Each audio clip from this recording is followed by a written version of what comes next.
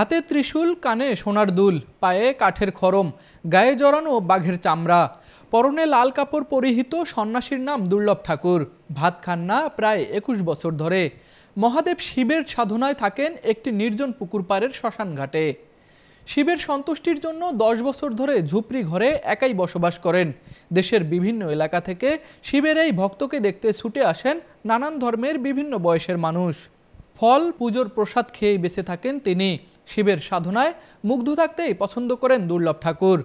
পরিবারের মায়া ত্যাগ করে শ্মশান ঘাটে শিব মন্দিরে শিবের সাথে সংসার করছেন এই শিব ভক্ত। এখানে আমি সাধন করছি, খাওয়া দাওয়া নাই, ২১ বছর ভাত নাই, ফল টল কলা টলা ভক্তলা আনাতে মাঝে মধ্যে আমি কিছু নিজে ভক্ষণ করি। মানুষ খিলায়, আমিও খাই, ঠাকুরকেও খিলাই। ওরে আমি পূজা করি। সে আমার গুরু, সে আমার, ওকে আজ ভুলতে পারছি না, সে মহাদেব। ৬০ বছরের পর থেকেই শিবের প্রতি ভালোবাসা আর শিবের দর্শন পেতে ফলমূল খেয়ে আরাধনা করে জীবন পার করছেন ৮০ বছর বয়সী এই বৃদ্ধ। প্রতি বছর ফাল্গুন মাসের শেষের দিকে শিবের নামে করেন মেলার আয়োজন। বিভিন্ন এলাকা থেকে শিবের এই অকৃত্রিম ভক্তকে দেখতে ছুটে আসেন ভক্তবৃন্দরা। সাথে নিয়ে আসেন শিবের জন্য প্রসাদ স্বরূপ ফলমূল, যা শিবের পূজা শেষ করে ভক্ষণ করেন শিবের এই ভক্ত।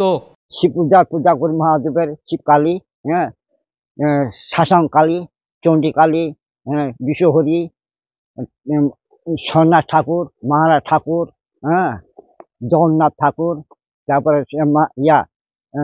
নারায়ণের, বিষ্ণুর, রাম লক্ষ্মণ সীতা। এভাবেই রাতের পর রাত ও দিনের পর দিন কেটে যাচ্ছে তার। নির্জন পুকুর পাড়ে ছোট একটি ঝুপড়ি বাসায় শিবলিঙ্গ স্থাপন করে তার পাশে পূজা অর্চনা করেই জীবনের শেষ নিঃশ্বাস ত্যাগ করার ইচ্ছা জানান এই শিব ভক্ত দুর্লভ ঠাকুর। তারপর সত্যির সদ্গুরু, ঠাকুরানী, বিশ্বহরি, গাঙ্গী ভাতে দেবী, কাঠি ঠাকুর, গণেশ ঠাকুর, হনুমান ঠাকুর, স্বর্গের দেবদেবী যত আছে, মাসান ঠাকুর, ঘাটাল ঠাকুর, স্বর্গের পঞ্চদেবতা, তার নাম নিয়ে পূজা করি আমি।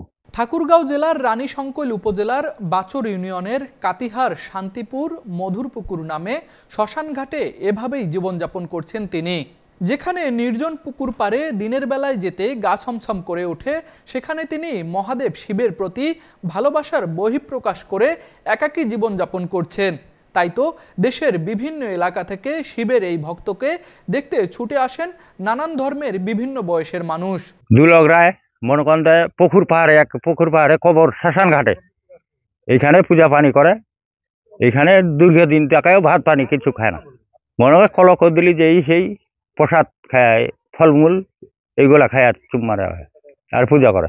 আসলে উনি একজন শিব সাধক, শিব সাধক। কাতিয়ার বাজারে উনি আগে ছিল দীর্ঘদিন, ওই মন্দিরে, আমাদের কাতিয়ারের মন্দিরে, ওখানে শিবের মন্দির আছে। তো এখানে দীর্ঘদিন থাকার পরে তখন এখানে আসে দীর্ঘদিন, এখানেও আবার সাধক করছে, সে ধ্যানে মগ্ন অনেকদিন, সে নাকি ভাত খায় না এরকম শুনেছি আমি। জানতে পারছি যে এখানে একজন শিবের ভক্ত আছে, যিনি দীর্ঘদিন ধরে ভাত না খেয়ে বিভিন্ন ধরনের ফলমূল খেয়ে উনি শিবের সাধনা করে থাকেন। তা আমরা জানতে পারি, দেখতে আসছে, দেখলাম যে আরো কিছু লোকজন দেখতে আসছে, আমরা এখানে দেখতে আসছি। আসলে ঘটনা সত্য যে উনি আসলে দীর্ঘদিন ধরে ভাত খান না, উনি বিভিন্ন ধরনের ফলমূল খেয়ে এখানে শিবের সাধনা করেন, বিভিন্ন ধরনের পূজা অর্চনা করেন। এই বিশাল একটা এখানে আমরা দেখতে পেলাম শ্মশান ঘাট। এই শ্মশান ঘাটে এনে রাত থাকেন আর কি, এখানে সবকিছু। দুর্লভ রায় এখানে দীর্ঘদিন ধরে সাধনা করে আসছেন, বিভিন্ন শিব পূজা থেকে বিভিন্ন পূজা তিনি করে আসছেন, এবং উনি পরিবারের মায়া ত্যাগ করে দীর্ঘদিন ধরে এই পুকুরে সাধনা করে আসছেন, এবং উনি দীর্ঘদিন ধরে ভাত না খেয়ে ফলমূল খেয়ে জীবনযাপন করছেন। সত্যি আসলে একটি ধর্মের জন্য মানুষ যে নিজের এতটুকু আত্মত্যাগ করে, এতটুকু মানে পরিবারের মায়া ত্যাগ করে এককভাবে এই যে পুকুর পাড়ে তিনি জীবনযাপন করছেন, এটি আসলে একটি বিরল একটি ঘটনা। মহাদেব শিবের এই ভক্ত দুর্লভ ঠাকুর বিভিন্ন সময়ে বিভিন্ন রোগের চিকিৎসাও করে থাকেন বলে জানা যায়। ঠাকুরগাঁও প্রতিনিধি আবু তারেক বাঁধনের পাঠানো তথ্য ও চিত্রে তুষার আচার্য, ডেস্ক রিপোর্ট, RCTV।